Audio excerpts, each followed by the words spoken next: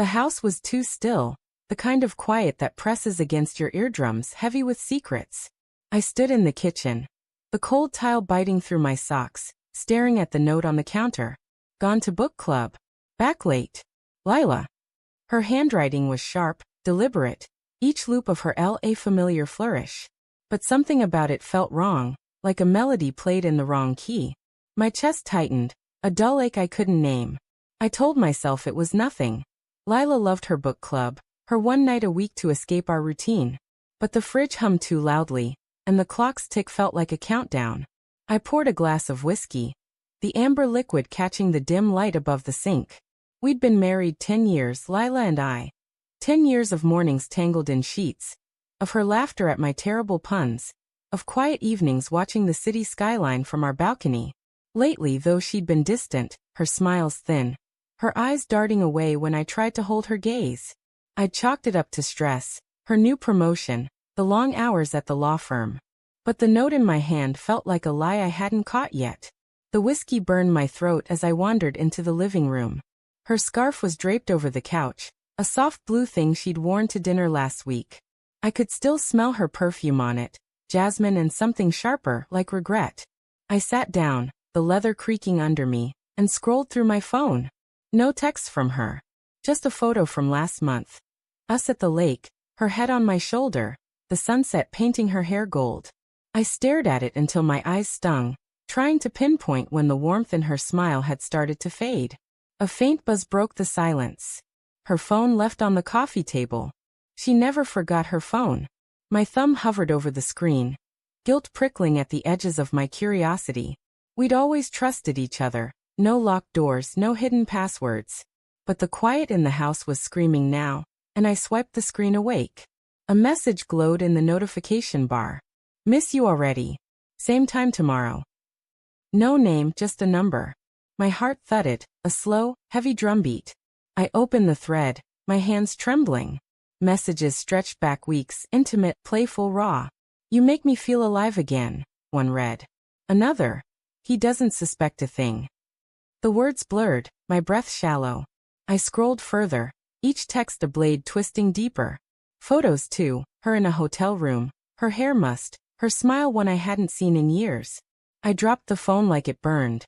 The room spun, the walls closing in, their cream paint suddenly too bright, too clean for the filth I'd just uncovered. Lila, my Lila, the woman who'd cried in my arms when her father died, who'd danced with me in the kitchen to no music at all. She was someone else's now. The betrayal wasn't just a moment. It was a history, a secret life woven into the gaps of our marriage. I paced the room, my footsteps muffled by the rug we'd picked out together at that flea market in Portland. My mind raced, replaying every late night she'd blamed on work, every distracted glance, every time she'd pulled away from my touch. The signs were there, neon bright now, but I'd painted them over with trust. I wanted to scream, to smash something, but all I could do was sink back onto the couch, the scarf crumpled in my fist. The front door clicked open hours later, the sound sharp in the suffocating quiet. Lila stepped in, her coat slung over one arm, her cheeks flushed from the cold, or something else. Hey, she said, her voice light, practiced. You're still up. I looked at her, really looked. Her dark hair was loose, framing her face the way I loved, but her eyes were guarded, flickering with something I couldn't read. Where were you? I asked, my voice low, unsteady. Book club, she said too quickly, hanging her coat on the rack. You know, the usual. Wine, gossip, bad novels. She laughed, but it was brittle, like glass about to shatter. I held up her phone, the screen still lit with the damning messages. Her face froze, the color draining from her cheeks. You left this, I said, each word heavy, deliberate. Who's the number, Lila? Who's making you feel alive? She opened her mouth, then closed it, her hands twisting together. It's not what you think, she started, but the lie crumbled in her eyes. She sank onto the arm of the couch, her shoulders slumping. I didn't mean for it to happen, she whispered. It just did. The words hit like a punch, stealing my breath. How long?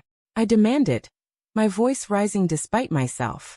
How long have you been lying to me? 6 months, she said, her voice barely audible. Maybe more. I don't know, Ethan. I was drowning here, with you with us. I felt trapped, like I was disappearing. He saw me. Saw you.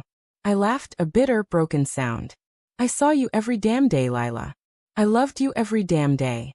And you threw it away for what? Some stranger who texts you at midnight.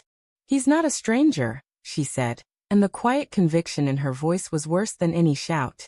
He's someone who listens, who doesn't expect me to be perfect. You stopped seeing me a long time ago. The accusation stung, not because it was true, but because I couldn't be sure it wasn't. Had I missed something? Had I let her slip away while I was busy loving the version of her I thought I knew?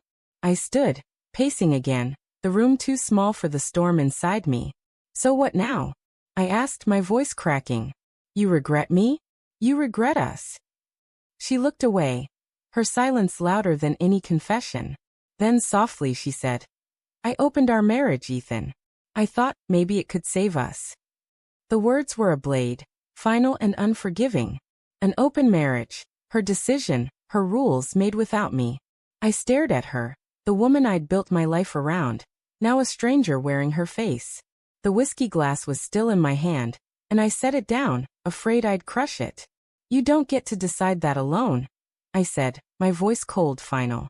You don't get to rewrite our vows without me. I walked to the balcony, the city lights blurring through the glass. Behind me, Lila's sobs were soft, jagged, but I couldn't turn back. Not yet.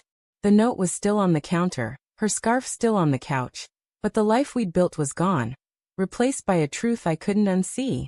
I opened the door, the night air sharp against my skin, and stepped out, leaving her behind.